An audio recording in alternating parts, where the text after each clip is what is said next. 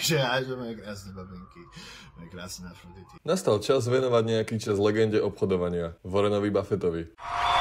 Teda skôr jeho posledným nákupom a predajom, ktoré zverejnila jeho spoločnosť Berkshire Hathaway pred niekoľkými dňami. Aj keď teda už asi len málo kto verí tomu, že by dedáček Buffett v 94 rokoch ešte sám obchodoval. Zároveň ale ide o posledný Buffettov rok na trhu, keďže už v máji oznámil, že na pozícii CEO skončí a nahradí ho Greg Abel. Akcie Buffettovej spoločnosti sa podobne ako aj u Google obchodujú v dvoch možných variantách. Ačkové sú dobre známe svojou nekonečnou cenou, ktorá je aktuálne takmer $750 000. That's a big one.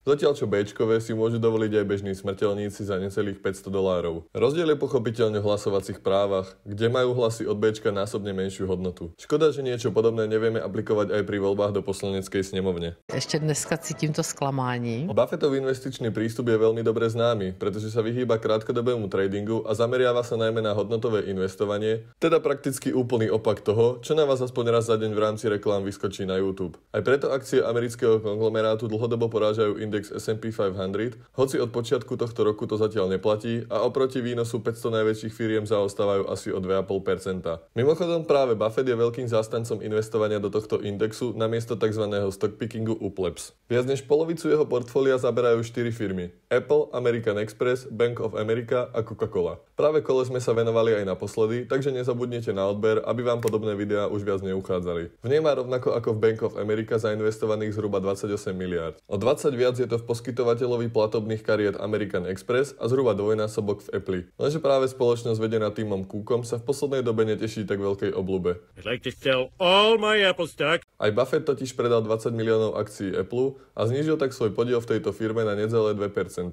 Táto správa teda určite na popularite Apple nepridala a asi sa nemôžeme čudovať, že sa čoraz viac ľudí pýta, či z Apple nebude nová Nokia. Od začiatku roku sú ich akcie v mínuse asi 6% a to sa to v poslednej dobe ešte dosť schopilo. Podobné množstvo akcií predali aj u Bank of America, lenže tam ich majú v držaní stále asi 600 miliónov a relatívne tak znížili pozíciu iba o 4%. Tu môže byť navyše ten dôvod na predaj podstatne iný ako v prípade Apple, pretože v tomto prípade sa banke naozaj darí a od začiatku roku akcie tejto spoločnosti posilnili o 12%. Navyše tieto akcie Buffett a jeho kamoši predávajú už niekoľko kvartálov po sebe. Ďaleko signifikantnejšie predaje ale prišli u firiem, ktoré zas tak veľké zastúpenie v jeho portfóliu nemali. U Charter Communication sa zbavili asi polovice akcií a tak sa nemôžeme čudovať, že ich akcie odpísali za mesiac zhruba tretinu svojej hodnoty. No a na záver vyvolal dosť slušný rozruch aj jeho koniec v T-Mobile. Asi dostal lepší paušál v O2.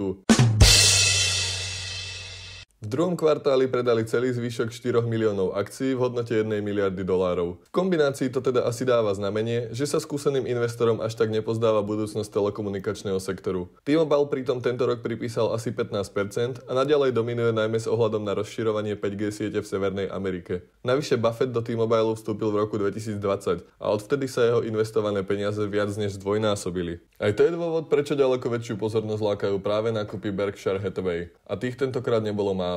Do portfólia pridal ďalších 3,5 milióna akcií spoločnosti Chevron, ktorá sa špecializuje na spracovanie ropy a zemného plynu. Tie v apríli zažili slušný prepad o takmer 20% a nie je sa čomu čudovať, že išlo o potenciálne zaujímavú príležitosť.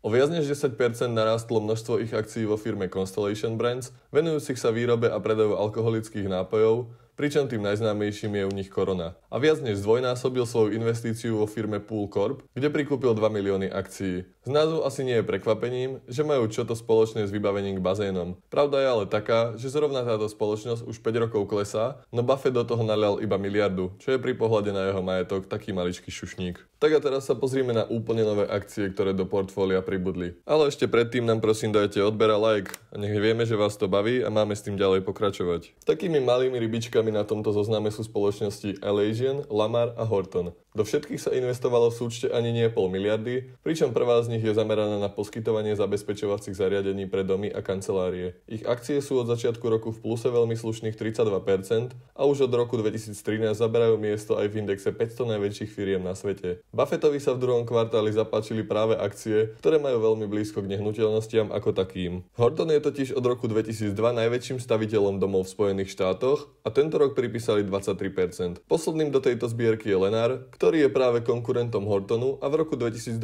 mal druhý najväčší počet predaných domov v Amerike. Do Lenaru ale Buffett investoval asi štvornásobok toho, čo do Hortonu, a asi teda vieme, kde vidí vyššiu hodnotu. Rozhodne sa nedá povedať, že by to nedávalo zmysel, pretože ak je v Amerike dopyt aspoň trochu podobný tomu v Prahe, akcie musia ísť zaručené hore. Asi tak, ako ceny nehnuteľností v Prahe, ktoré rastú už nejaký ten piatok a dostávajú sa do čísel hodných západných metropolí. Už spomínaný Lamar je firma zameraná na reklamné billboardy a podobné otravy, ktoré našťastie z našich ciest pomaly miznú, no v Amerike to asi tak nie je. Piatou novinkou je firma Nucor, ktorá sa venuje výrobe a predaji ocele a výrobkov z nej. Buffett sa v nej stal vďaka kúpe viac než 6 miliónov akcií takmer 3% vlastníkom a aj táto firma má od začiatku roku pekný 30% nárast. Suverene najväčšiu pozornosť ale pútala investícia do United Health Group, kam putovalo viac než 1,5 miliardy dolárov za zhruba 5 miliónov akcií. My sme vám túto firmu odporúčali ešte na začiatku roku 2023, takže sme strýka Warrena predbehli o 2,5 roka. No len s takým maličkým rozdielom. Akcie vtedy stáli necelých $500,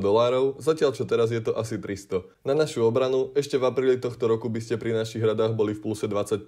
Lenže potom prišiel prepad, ktorý už k videniu nebol naozaj dlho. V priebehu asi 4 mesiacov sa akcie prepadli o neskutočných 60% a táto spoločnosť si z toho poslednú dobu zažila fakt dosť. Veď ešte pred týmto prepadom v decembri minulého roku v New Yorku zastrelili ich výkonného riaditeľa Briana Thompsona a novonastúpený hneď v máji svoje pôsobenie skončil. Veľkým problémom boli hlavne výsledky v prvom kvartáli v apríli, kedy spoločnosť výrazne znížila očakávaný zisk na akciu z $30 na 26. K extrémnemu prepadu prišlo v druhom kvartáli, kedy napokon aj tak zisk na akciu nedosiahol ani očakávanú hodnotu analytikov a napokon sa ukázalo, že v tomto roku bude v súčte asi iba $15 na akciu. Hlavným dôvodom týchto výrazných poklesov je naopak výrazný nárast nákladov na zdravotnú starostlivosť, a teda pokles z marže z 6,2% asi na polovičné hodnoty. Lenže rovnako tak je treba povedať, že príjmy spoločnosti naďalej držia slušný a rastúci trend, takže sa nebavíme o nejakom výraznom odlive zákazníkov. Po covidovej pandémii, počas ktorej ľudia nevychádzali z domu a v nemocniciach nebol čas na nič iné, ale teraz ľudia dobiehajú zameškané. Možno by sa ale dalo čakať, že to bude opäť skôr len krátkodobejší trend. Podobne to možno vidí aj investorská legenda a hneď potom, ako sa široká verejnosť dozvedela o nákupoch akcií tejto spoločnosti,